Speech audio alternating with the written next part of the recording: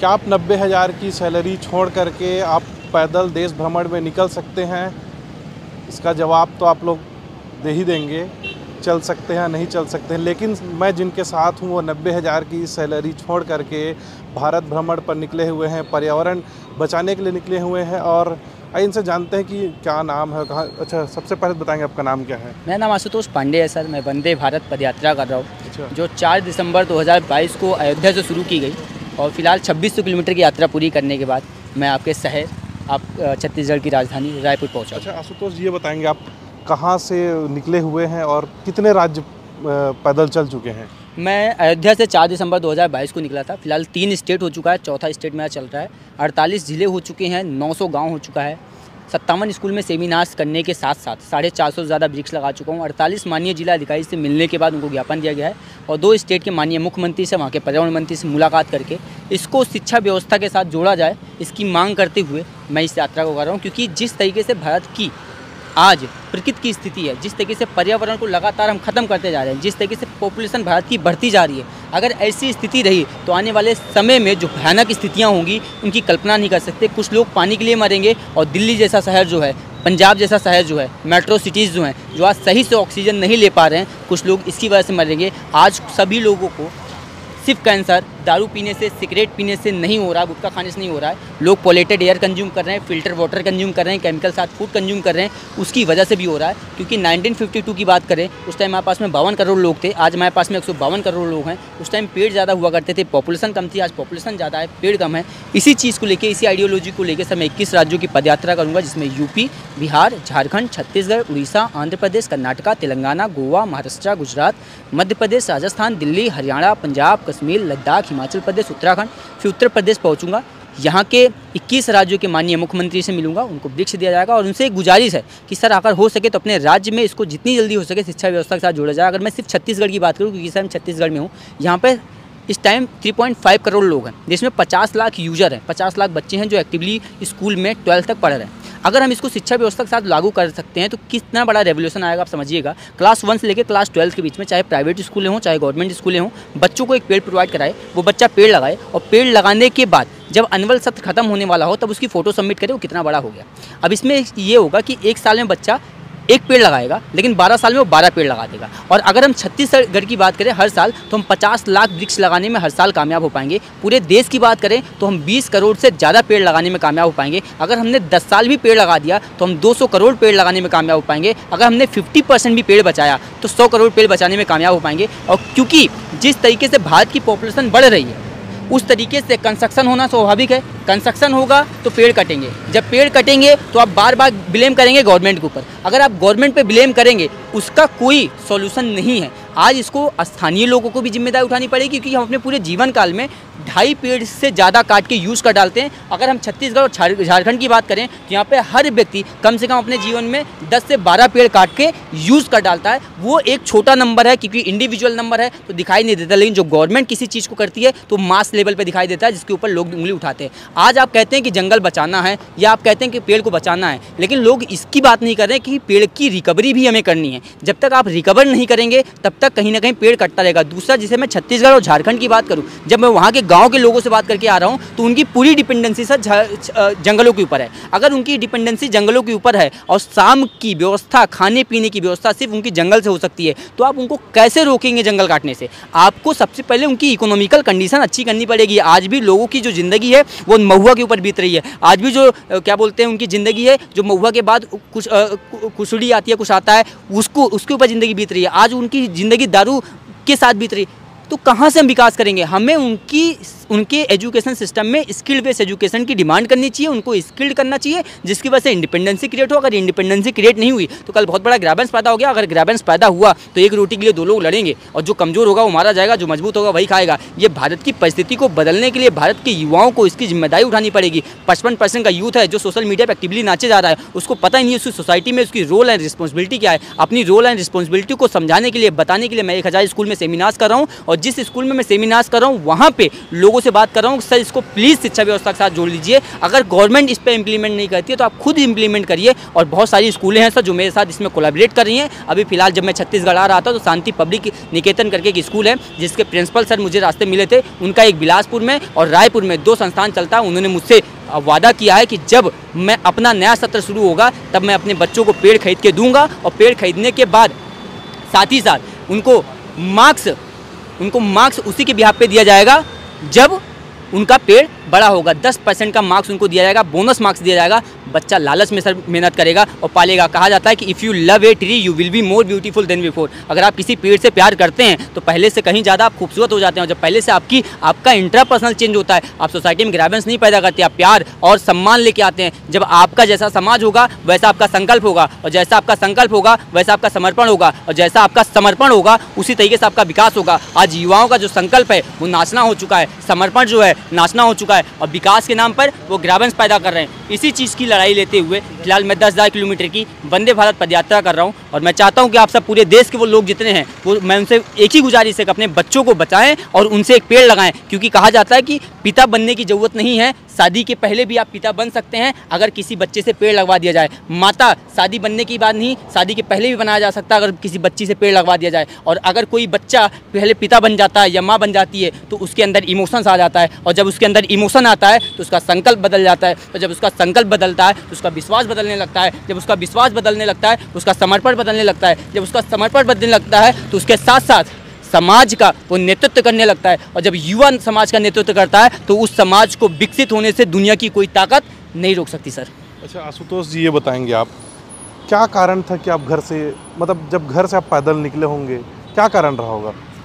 मैं जब बचपन में बड़ा हो रहा था तो मुझ में हमेशा से एक चीज़ थी कि मुझे भारतवर्ष में रहना नहीं है, मुझे भारतवर्ष के लिए कुछ करना है। कोविड ने बहुत बड़ी वजह दी। मेरे आंखों के सामने मेरे कितने भाई मर गए, कितनी मेरी माताएं मर गई, कितने मेरे भाइयों को ऑक्सीजन नहीं मिली। उस टाइम जिसके पास पैसा था उसको भी ऑक्सीजन नहीं मिल रहा था, जिसके पास पावर थी उसको ऑक्सीजन मिल रहा था। इस चीज़ को लेकर मैं बड़ा परेशान होने लगा और मुझे लगा कि मुझे सबसे पहले अगर किसी की लाइफ में वैल्यू ऐड करनी है तो क्या ऐड कर सकता हूँ। मुझे लगा किसी की ज़िंदगी बचाना मेरी ज़िंदगी की सबसे वैल्यूएबल चीज़ होगी, और उसको लेके मैं पैदल यात्रा इसलिए कर रहा हूँ क्योंकि जो आप पेट्रोल की बात करते हैं, जब बाइक से अगर यात्रा करते हैं तो बाइक यात्रा करने के दौरान एक चीज़ की बहुत बड़ी प्रॉब्लम आती है सर, वो आती है कि उसमें मोनो कार्बन डाइऑक्साइड निकलती है। मोनो कार्बन डाइऑक्साइड क्या होता है? जब ऑक्सीजन के साथ में मोनो कार्बन डाइऑक्साइड जब ऑक्सीजन के साथ में मिलती है तो जैसे आपने सोखता देखा होगा, पानी के अंदर जब आप डालते हैं तो पानी को पूरा खींच लेता है, उसी तरीके से मोनो कार्बन डाइऑक्साइड होता है। वो क्या होता है, जब ऑक्सीजन के साथ में मिलता है, मैच करता है, तो ऑक्सीजन डाइऑक्साइड छोड़ रहे हैं, उसी तरीके से वो मोनो कार्बन डाइऑक्साइड क्या होता है, उसको सूख लेता है, पूरा ख़त्म कर देता है। और जो कार्बन डाइऑक्साइड होता है वो ब्लैक कलर का आपको दिखाई देता है, उसके कण दिखाई देते हैं, लेकिन मोनो कार्बन डाइऑक्साइड के कण दिखाई नहीं देते। और जब मोनो कार्बन डाइऑक्साइड जो होता है वो 200 गुना ज़्यादा खतरनाक होता है कार्बन डाइऑक्साइड से। उसी चीज़ को लेकर मैंने पदयात्रा करना शुरू किया कि मैं किसी भी तरीके का कोई भी कार्बन डाइऑक्साइड नहीं छोड़ रहा हूँ। मैं पर्यावरण को बचाने के लिए चल रहा हूँ, पर्यावरण को स्वच्छ बनाए रखने के लिए चल रहा हूँ। उसके लिए कहीं ना कहीं मुझे आज समाज को बताना पड़ेगा, निकलना पड़ेगा। और दूसरा कहा गया कि भारत का जो देश रहा है ये हमेशा से बहुत इमोशनल रहा है। जब मैं पैदल चलता हूँ तो लोग मुझसे मिलते हैं, मुझसे इंटरेक्ट होते हैं। जब 45 डिग्री सेल्सियस के अंदर जब मैं पैदल चलता हूँ लोग मेरे लिए पानी लेके आते हैं। जब पानी लेके आते हैं उसी के चलते मैं उनसे बात करता हूँ, उनसे कहता हूँ कि भैया प्लीज़ हो सके पानी मत पिलाइए लेकिन पेड़ जरूर लगाइएगा। पैदल चलते चलते थक गए, थोड़ा बैठ के ही बातचीत कर लेते हैं हम लोग, क्योंकि आप तो काफ़ी लंबा पैदल चल ही रहे हैं, मैं भी चल रहा हूँ साथ में, थक गए हैं। अच्छा ये बताइएगा, जब आप घर से पैदल चलने के लिए निकले होंगे या घर वालों से बात किए होंगे, क्या कुछ रिस्पॉन्स रहा होगा घर वालों का? बड़े परेशान हो गए वो लोग। मेरी माता जी तो बड़ी परेशान हो गई, रोने लगी और उसके साथ बीमार हो गई।